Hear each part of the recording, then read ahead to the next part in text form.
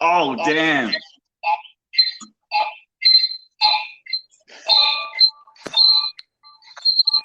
All right, who's making that squeaky noise? That's because someone's speaker's on. That's you, Sam McClown. What do you mean that's me?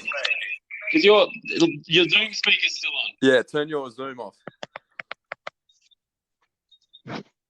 Oh, all right. What about now? Yeah, it's good. Yep. All right. So, all right, this works. Sweet, this is sick. We're all on, and welcome to Opinions Unqualified. Oh, nice. Troy, Sammy, good job, buddy. Yeah. So it's a new world. It's a different world, and we are trying for the first time in the history of the podcast in episode 41 to record from separate locations. So we've decided that we're super technical beings, and we've got a Zoom call on, which is just video, so we can look at each other's faces, as handsome as they are, and we're on the phone as well, recording. And Sam, we've been able to attract, I don't know how we did it, maybe it's because of our wit and humour and just overall fandom of this human being himself, but we've happened to get a really exciting guest this week. Yeah, we are super lucky to have the multi-talented, good-looking, baller, voice of an angel. And anything else that you can add to this, Nixy, or because I can keep going. I'd definitely say charismatic. I would say like some smooth moves on the dance floor, definitely on the stage. He has a way with words. He definitely has a way of delivering these words in a fashion that drops pants. So from my perspective, he's probably the greatest rock star in Perth right now. No offense to some of our other listeners that are rock stars, but if you're as charismatic as this guy, I'd be shocked. So without any further ado, Sam, you want to make the introductions? Welcome, Nick.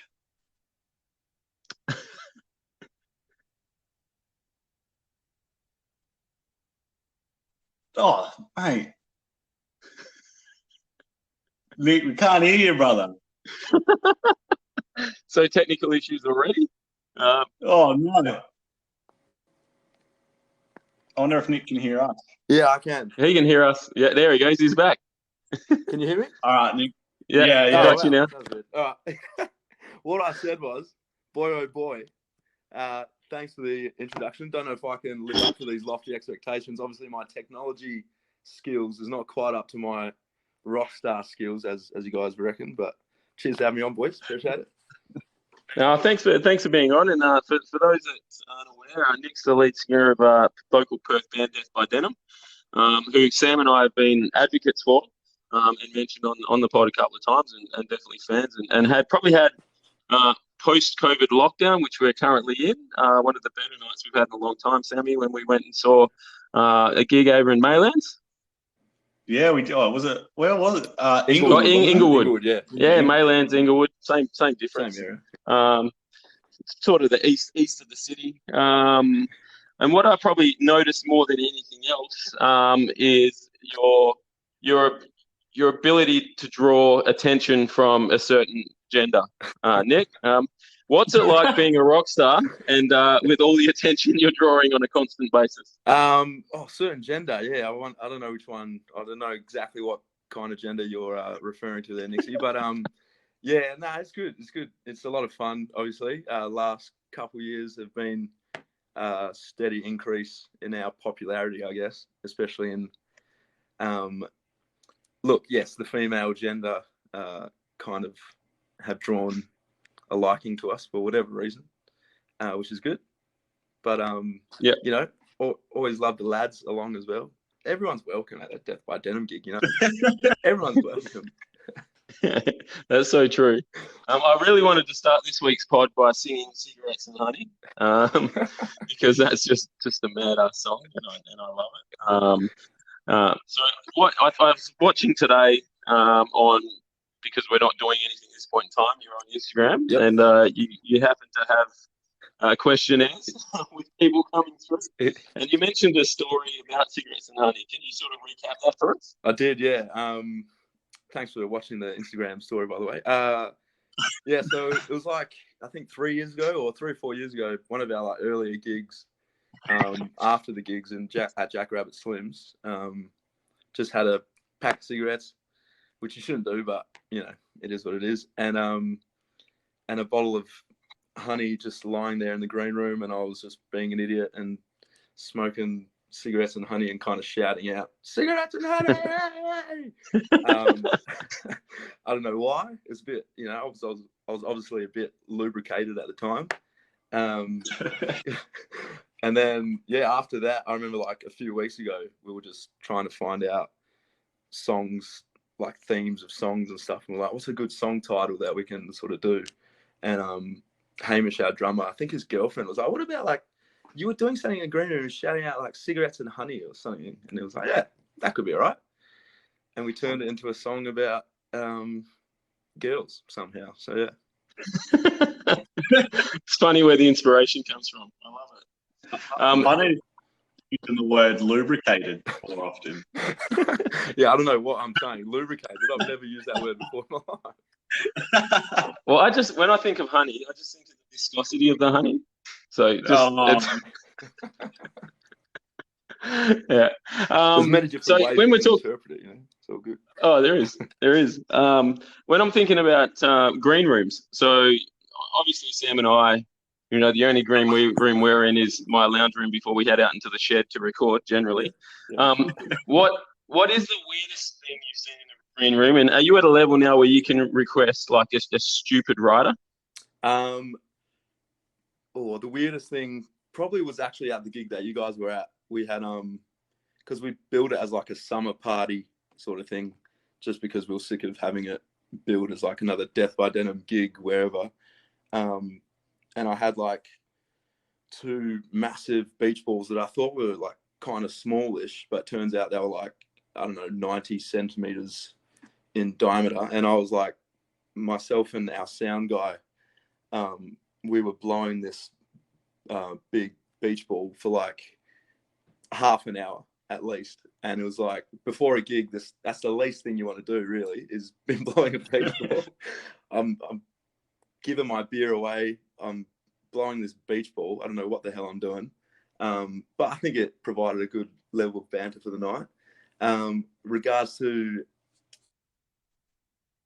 not really. Like we get a carton of beers and a bottle of vodka each show, which is pretty cool. Yep. Gets us going. And then if it's like sold out or whatever, we usually after the gig we'll be like, come on, just get us more beers. Get us more, please. And they usually abide by it, which is good. But yeah, maybe one day I'll ask for like Smarties with only the blue ones in there or some shit like that. I don't know. We'll see. Yeah, I'll be in there. I want crayfish. Like just I want to cook cray. Yeah, and then maybe Sherbies. So talking about the venues and things, have you played in the Prince of Wales in Bunbury yet? Yeah, we played there a few times actually, which is fun. We played there like 3 or 4 times. I remember the first time there was literally 5 people there, and there were the other bands that we were playing with. Yep. And then the second time was pretty decent, and it's been getting better and better over there. But the rooms they chuck you up in a pretty funny little like band room upstairs, and after the gigs, like the workers and stuff, they don't really care, so you can just go up there and just party all night, which is good fun. Yeah, I remember having a night there with Danny Haynes, Sibsy and the Haynes train. And I went up to the rooms upstairs. There's bunk beds in there, and it's real old school type camp setup.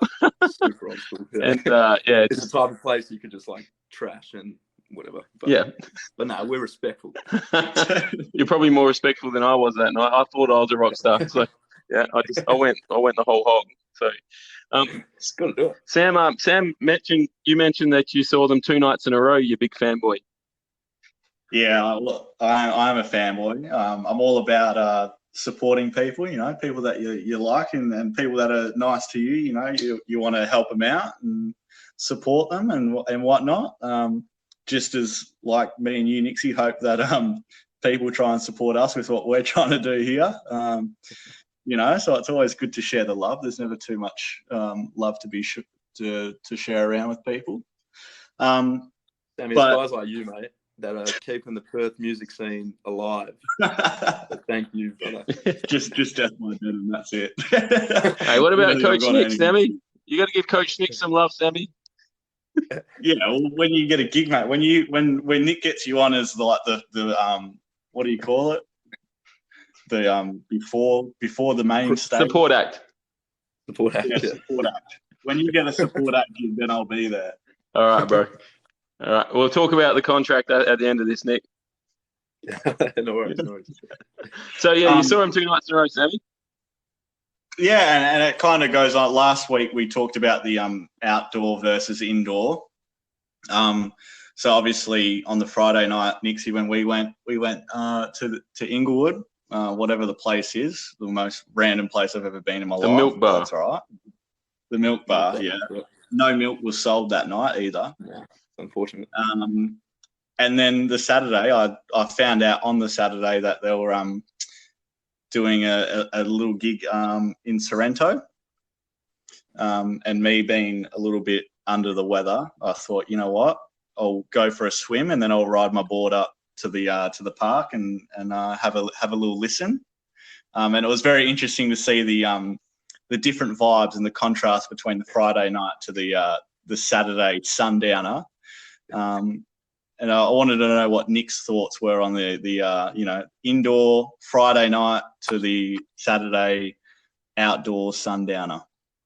Yeah, the contrast in crowds was quite stark. It was just like on the Friday we had just everyone was drunk pretty much and just having a good time, jumping around on shoulders. We had a few people on shoulders and stuff, which was cool. And the age bracket would have been, I don't know, between 18 and 40 maybe.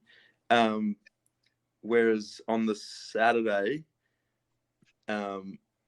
we had so there was heaps of people out the back sitting down in their camp chairs or whatever, and we had at the front we had 20 under 10-year-olds dancing around, and I'm just kind of going, yeah, this is a little bit different, isn't it? From less than 24 hours to go from a raging show in a sweaty small pub thing to a big park with not a lot of people in comparison to the size of the park. It was quite weird, but they were both the Saturday one we found quite fun too, because we just mucked around and took it out how it was. Whereas the Friday one we were obviously in party mode as well, so it was all just a big party that night. But yeah, both are good, to be honest. But I would prefer the Friday, obviously. Prefer the Friday, yeah. I'm not gonna lie, I did like the vibes of the Saturday was quite nice as well, though. Just having everyone outside, out in sure. the. If you want to be like a little an old nana, then that's fine. Go for it. But me myself, I like to have a good time here. That's the difference between the rock star and the podcaster. Wannabe rock star. I wanted to talk to you. We had a conversation, Nick, at the end of the Friday night concert at the Milk Bar about your song "Death by Denim." Now, I'm a big advocate that there's a place for it. At the end of your show, you make it consistent. That's what you guys do. Sam thinks it's a great song, and I think it's a shit song. I'll be honest with you. We had that conversation. But there's definitely a place for it. Is that something? Firstly, give us your thoughts on the song itself, and then tell us. You agree with me that that's a really good way for you to continue your brand, building your brand by at the end of every show, you know what you're going to get. You're going to get Death by Denim, and you can go crazy. Yeah. I hate the song personally. It's one of probably my least favorite that we've done so far. Terrible track, but whenever we play it live now, I think, because that was like one of our first ever songs. Whenever we play it live, especially at the end, we usually do it as like if not an encore, like our last song or whatever. We just get like people just going crazy, and like you can obviously the name of the band is in the song, so it's like especially if you play at a gig where you're supporting a big artist or something like that, and you play that as a last song, they'll be like, "Oh, what was the first band that we saw?" Like, oh, I was pretty sure it was like Death by Denim. They said it about 1,000 times in that song. Like, oh yeah, that's the one. So yeah, it's almost like a good marketing tool to have. You know, we don't have like posters out the back, but we can sing our name in a song. So, and it is fun playing it live. Like I don't enjoy listening to it at all, and we all hate it, to be honest. But playing it live on the night, it's always a lot of fun, and everyone seems to enjoy it on the night. So it's good. Oh, it's definitely a time. Definitely a time. But I'm with you with the song, and I think it's good advertising. Yeah. Probably the other thing I want to ask you about the concert was you have vinyl. So you've put your album on vinyl, which I think's amazing. What sort of inspired you guys to put it down on vinyl? Because it's not something that all bands are doing. Yeah, it's not. It's like so expensive to make, and then you've got to price it as quite expensive as well, because then you won't get a profit or whatever. But I think over the last kind of 5 years, vinyl has been coming back in with younger people for whatever reason. I don't know why. I guess that's what happens. You know, people nowadays think of the 60s, 70s, and they're like, "Oh, how cool was that time?" And vinyl was obviously huge back then. So, yeah, we're just going with the trends, I guess. You know, in 10 years, 15 years, because no one does CDs anymore. We definitely don't do CDs, but who knows, that might come back into fashion again, and bands will be making CDs again, because no one uses CDs. I don't know who uses CDs. But vinyls, everyone seems to use now. It's like a collector's edition, and that's also another good way to advertise your band as well. You put your artwork on it and everything like that. And apparently it's the like purest form of the sound of the music, so you got to do it. Yeah, and that's what I've heard with you. I know that Neil Young was massive for vinyl music, because it is the purest, most I guess untouched form Exactly, yeah. of it. So I think it's exciting. I think it's amazing that you guys have done it. And anyone that hasn't gone out and got Death by Denim vinyl should go and do it. That's my opinion. A little plug there for you. Probably the next thing for me is what inspired you. You're obviously from Perth, and you've come from a sporting background as well. Obviously, music and sport, and they two tend to go hand in hand a lot of the time. But and we'll talk about that sporting background later. But what inspired you, to take the leap and really pursue music? Because it's obviously a really rocky road, and it's a tough industry to break into, particularly now that you don't have record sales and everything's on digital format. So what gave you the courage to do it, and what inspired you to become sort of the man you are now? I think like from a young age, because obviously I was a big basketballer when I was younger.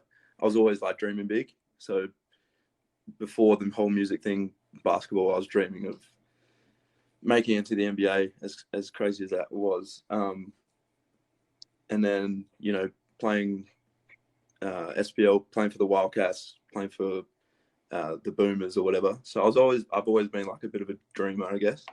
And then I got into music after playing basketball, after high school. Just did my ACL 3 times. So that was a bit of a pain. And after the second time, I remember thinking like, this is just I need something else to have a direction and to have a passion for. And Brad Robbins from the Wildcats, he was like, I play music, play guitar. It's really, really helps me. And when times are tough or whatever. So I was like, yeah, I'll pick up the guitar. Just use that as a hobby to start off with. And then the more I got into it, I was like, maybe I can just give this a go, I guess. And started listening to heaps of music, Aussie, a lot of English music, like Brit rock and Brit pop and stuff like that. And then, yeah, I don't know, man, how I got into like actually pursuing it as a thing. I remember just doing a gig on my own at Village Bar in Subiaco 6 years ago or whatever. And I wasn't very good, but just gave it a go. Had all my friends there, which was fun. And I just got like a rush from that I hadn't had before, even with basketball.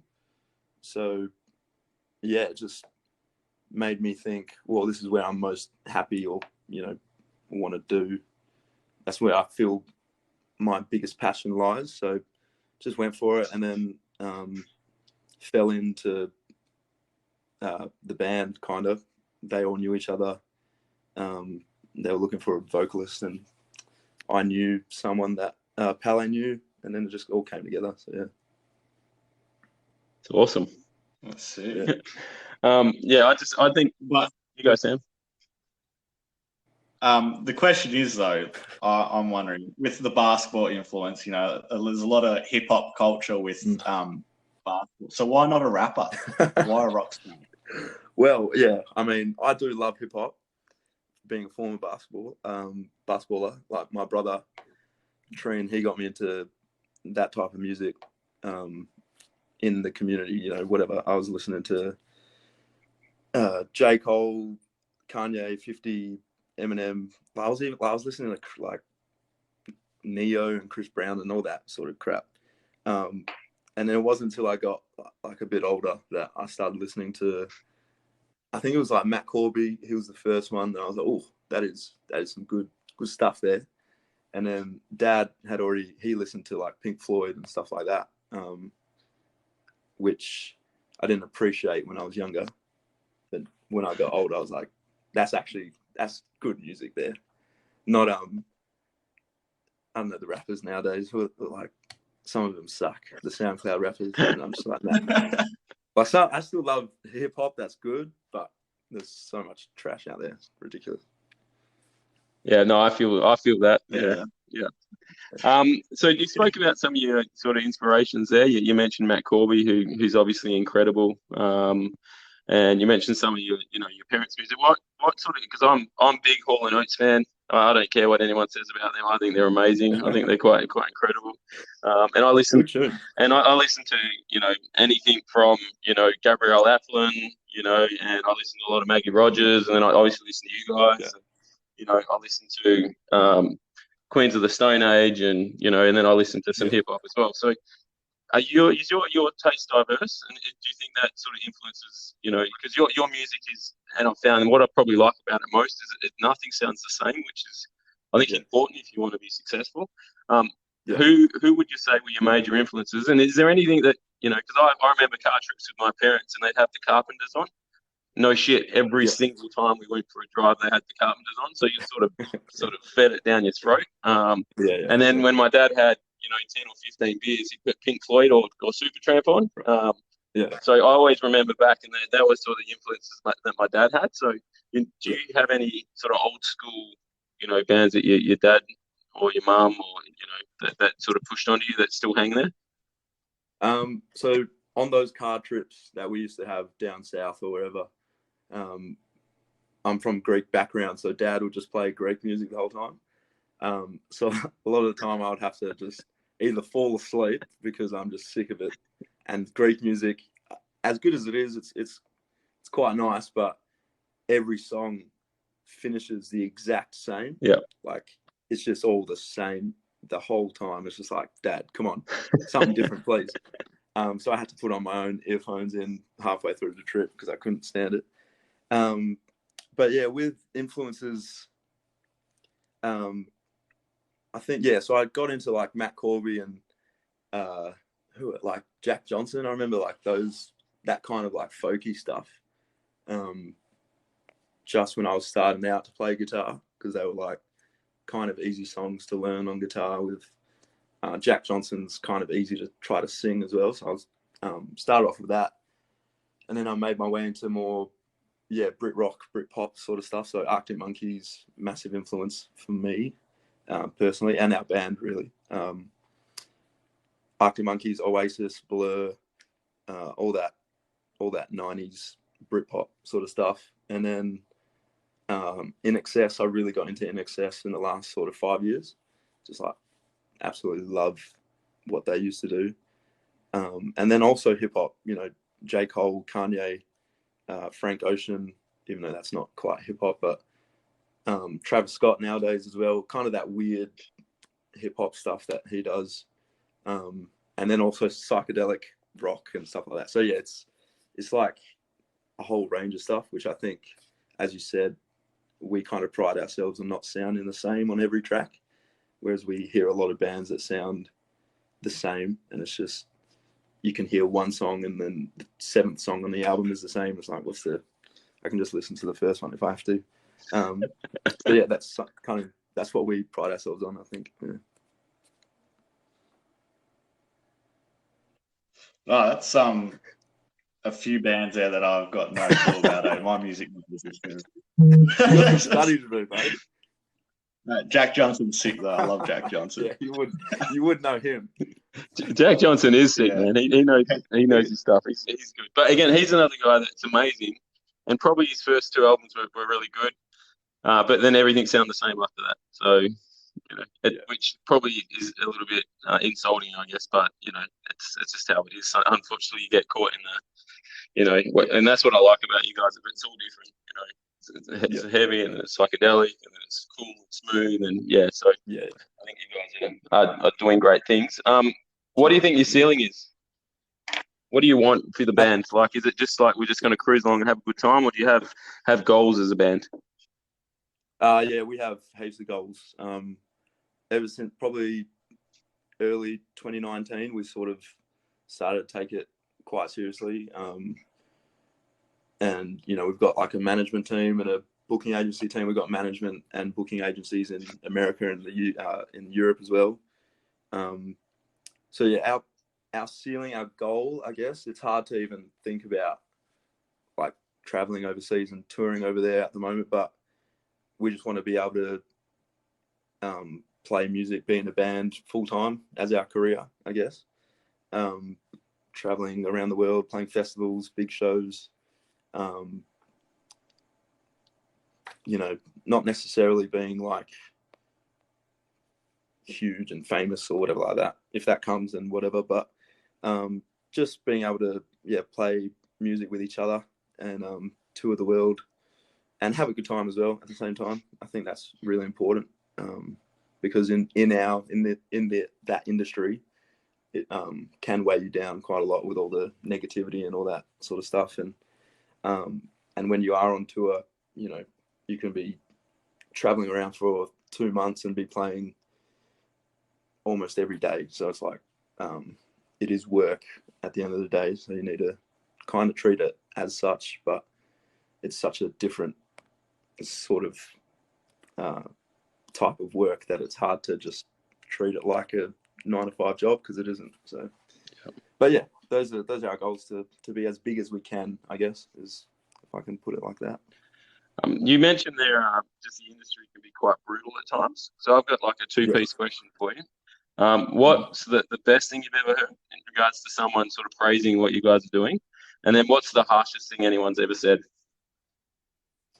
The harshest, I'll start with the harshest, was I think we were starting out, and there's a band called King Gizzard and the Lizard Wizard. Yep. And they're quite a large band in Australia or around the world, really. And they run these like little festivals, and we applied for it. And their management, or I don't know, their booking agent or whatever, messages back saying like, the music is okay but not great. It kind of sounds like this, but nowhere near as good. And the band name is no good, or something like that. And we're just like, oh, far out. Like, we just started out, and you just bang, just straight away, just that, you suck, this sucks, everything sucks. It's like, okay. And from a band that's called King Gizzard and the Lizard Wizard, I mean, Death by Denim, what's the difference, man? And then the best news or something like that, I think when we got called to play Falls Festival, not that was like a highlighting our sound, but for us that was like you know, Triple J and everything sort of highlighting our progression that we've had for the last 3 or 4 years. So for us, it was like, okay, we're on the right path. Let's just keep working at it. And yeah, like playing Falls was obviously amazing, to be with all those big artists and stuff like that, kind of get a taste for hopefully what's to come. And then 2 weeks after Falls, COVID hit Australia. So that was great.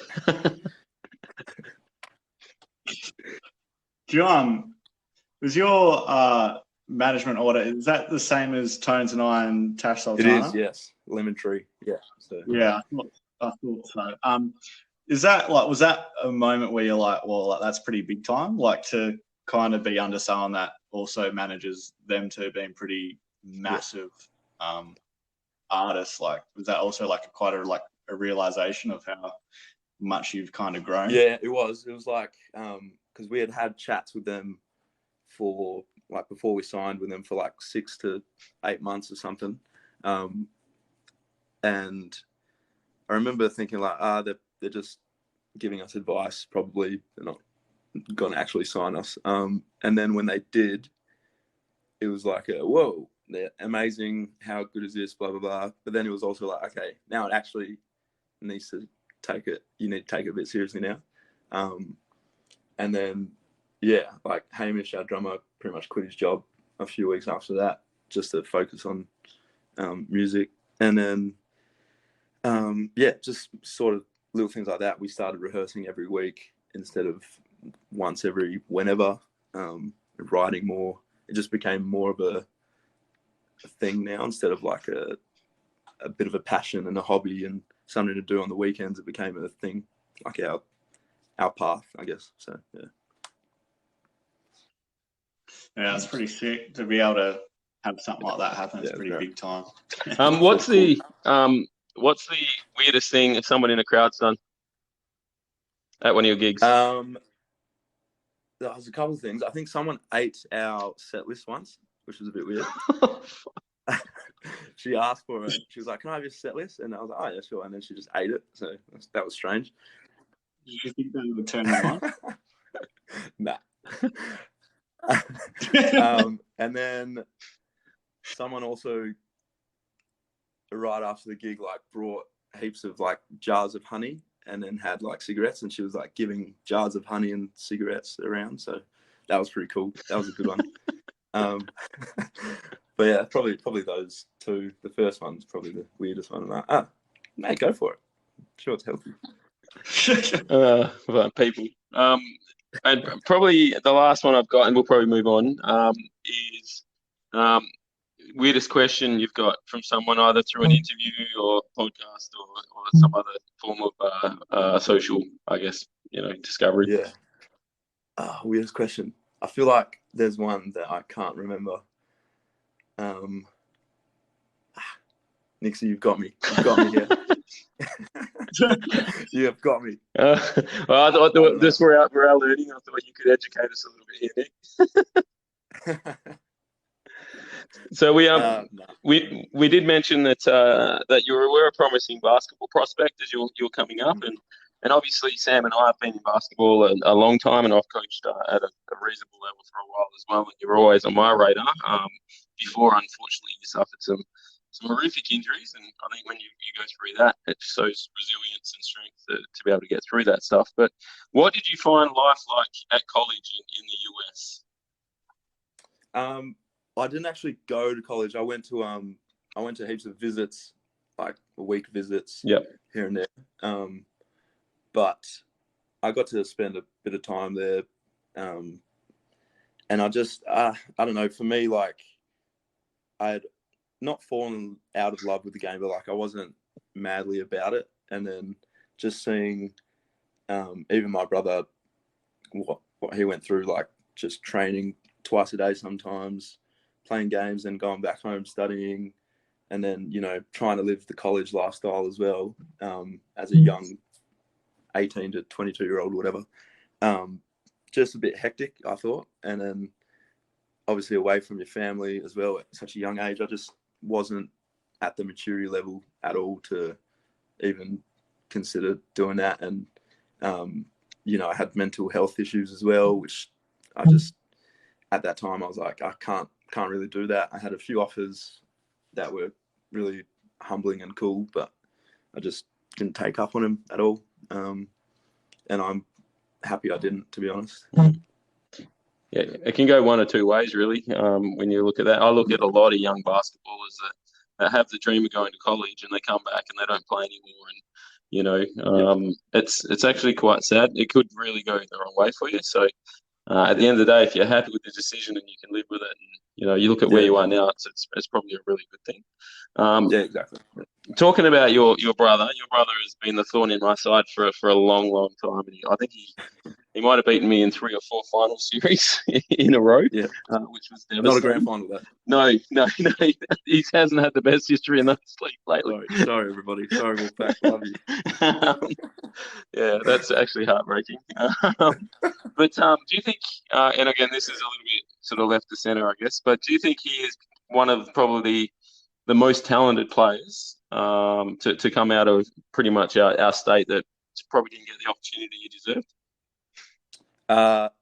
Obviously, I'm very biased, but yes, absolutely. Like, I remember him at going way back, I think 2006 or something, 2007. Him playing, oh no, it would have been later, 2010. Him playing under 20s, like nationals, and he was playing with Cam Glidden and like Daniel Johnson, and then playing against guys like Patty Mills, Della Vedova, Ryan Brockhoff, Brock Modem, like all those guys who played in the NBA, playing for the Boomers in the NBL, and he top scored that whole tournament. And WA came bronze, they came third, so they weren't a bad team at all. They had Cam Glidden, DJ, like a great team. And then he went to college and did really well in college. I think him doing his knee right before, I think it was his last game of college, his senior year, he did his knee, and then he came back the next year and was like a Wildcats development player or whatever. That kind of hurt him maybe a little bit, because you'd see Cam Glidden, who is a great player, and other players get contracts where he was kind of stuck in development. So yeah, I think he'd definitely be up there, what he can do off the dribble and his 3-point shot as well. I think defensively he was kind of underrated. Yep. Especially when he was younger. He's a bit old-legged now, but yeah, I think he was a bit unlucky in a few situations to not make at least an NBL team. Yeah. No, I agree. I got love for Tree. I think he's a superstar, and I just felt like it's interesting where your journey takes you, and just unfortunate things at unfortunate times can sort of change where you're at. But he's in a really good job now, and happily living life. So, that's pretty much from me. The only other thing I wanted to talk about is text versus call, Sam. I'm a massive texter. I really dislike talking on the phone, which is quite ironic since we're doing a whole podcast on a phone call pretty much. I mean, it helps that we've got the Zoom going on right now, so I can at least see a face or something. But it's more phone calls with people that I don't know or that I'm not very I haven't had social interaction with them in person multiple times. So yeah, I'm just thinking about other people's thoughts, whether it's just my generation or something. Yeah, I think it might be a generational thing. But I've done a lot of jobs in my time, which, it's been good because I've experienced a lot of things. But some of those jobs have been, particularly when I was younger, involved cold calling. And I can't think of anything worse in my entire life than picking up the phone and ringing a stranger, just out of the blue. And, they know that you're ringing to try and sell them something. So it's like they don't want to talk to you anyway. And it's probably the worst job in the whole entire world. And I think that's given me a bad taste for calling people. So I'd rather text as well. I'm like, dude, you're all right? What's up? You want to catch up on a text rather than a call. But I have mates that call and they prefer to call because it's faster. So I'm big on text. I'm text all the way. like, sorry if any of my mates are listening, but like many times that I haven't answered your call, I'm there. I can answer your call. I can answer it, but I'm sitting there. I'm going, no, I don't want to talk right now. I'm chilling. Just what's up? What do you want? And you can think about your answers if it's like a important thing. Nah, I hate calling, especially Sammy. Like, yeah, as you were saying, if someone that I kind of know but I don't, like, nah, don't call me. I don't want to talk. Yeah.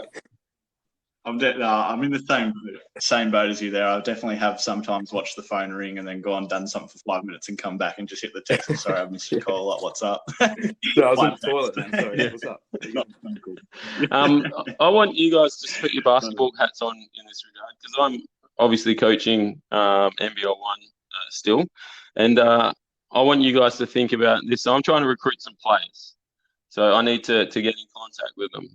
Now, there's two trains of thought here. It's you get their phone number, you pick it up, and you give them a call, or you send them a text first and say, hey, I'm Coach Nix, I'm coaching this team, and I want you to be a part of it. Are you willing to have a conversation? If you're the player, which one do you guys prefer? Oh, that's definitely the text first, and then ask whether, like, do you want to have a phone call or something, and then they can be like, yeah, sure, or nah, yeah, sorry. 100% text first, and then ask for a phone call, or if obviously we're not in lockdown, do you want to catch up for a coffee or something like that? Rather that, but yeah, text first for sure, because especially if I don't know the number, and I'm assuming most of these fellas are younger, I guess. If I don't know the number, I'm not answering. Yeah. There's no way. There's no way in hell I'm answering the phone. So, yeah, I'd text first. No, I'm doing it the right way. That's a major relief for me. Because I heard this funny story the other day. I was sitting down and I was having a drink with an Opal. So he plays for the Australian women's national team, and she was saying how there was a coach that rang her 7 to 9 times. It was either 7 or 9 times in a row to try and get in contact with her for a gig out here. And it's someone at that level.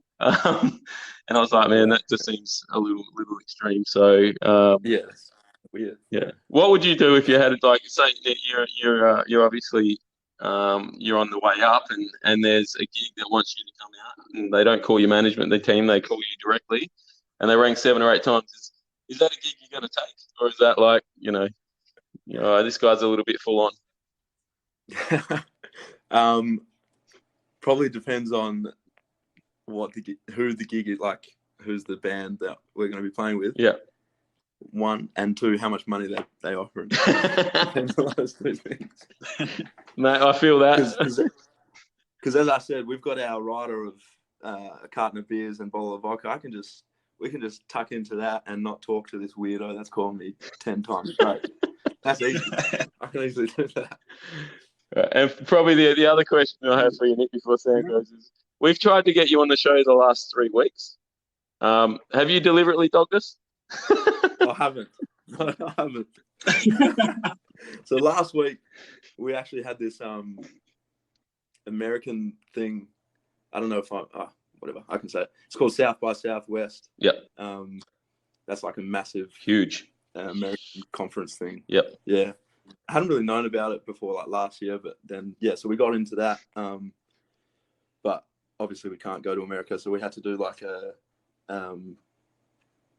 like backyard session thing, and it was like super late notice, and it's meant to be like live, but obviously it's not, because we recorded it last week, and then it's going to be aired out in March, and then the week before I can't remember what it was, but yeah, sorry boys, but here I am now. Here I am in COVID time. We're just gonna have to get you on another time when it's in person, so it's not couple of beers, laughing. Couplers, I love it. That's lubricated. Have you got any sort of shout outs or hashtags that you want to make for you guys, Nick? Yeah, obviously we got our new album, or not that new anymore, but that came out last year. It's called Sleepless and Sunkiss. If you want a vinyl or just stream it on Spotify or whatever, go check that out. yeah, we're gonna hopefully have a few more gigs soon. So if we're able to come down and support live music, have a good time. Sammy and Nixy will be there, of course. Absolutely.